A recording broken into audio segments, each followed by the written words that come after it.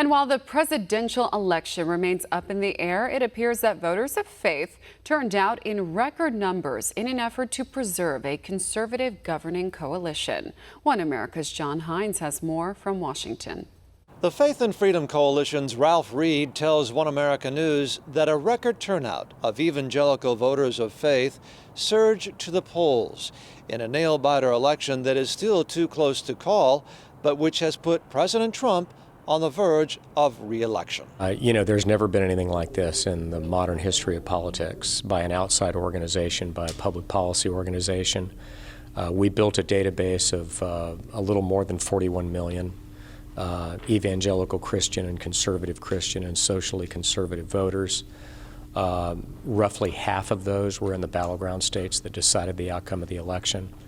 And we absolutely carpet bombed those states and those voters with home visits, 5,225,000 doors were visited, doors were knocked, and homes visited. The homes, in fact, of some 9 million voters, which represents nearly half of all the evangelical voters in the key swing states, says Reed. In addition to that, we made 10 million get out the vote calls. We sent text messages to the cell phones of the Christians who had not yet voted, tens of millions of them. And we placed digital ads on Facebook and elsewhere that reached 15.2 million voters.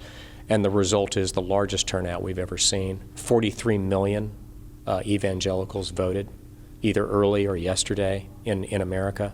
That's an increase of about 7.5 to 7.7 million more conservative Christian and evangelical voters than voted in 2016. By any measure, the vote was historic, no more so than for self-identified evangelicals, which comprised 27% of the electorate and voted 81% for Trump to 14% for Democratic nominee Joe Biden.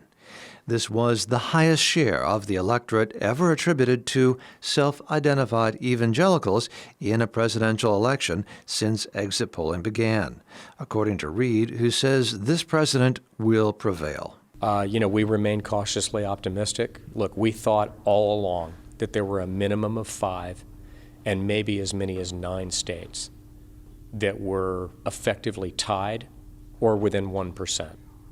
And with few exceptions, that's how it turned out. So we believed that all along. We were prepared for it. It's why we thought the ground game and the voter education and get out the vote operation was so critical. And, if he prevails, there's no question that these voters will have provided the margin of victory for him. If Reed is right, the evangelical ground game may have worked and may be further proof that the GOP needs these voters to win and that Democrats continued to suffer for failing to connect with voters of faith. John Hines, One America News, Washington. Want to see more videos like this? Visit OANN.com for immediate access to all the clips you've been waiting to see.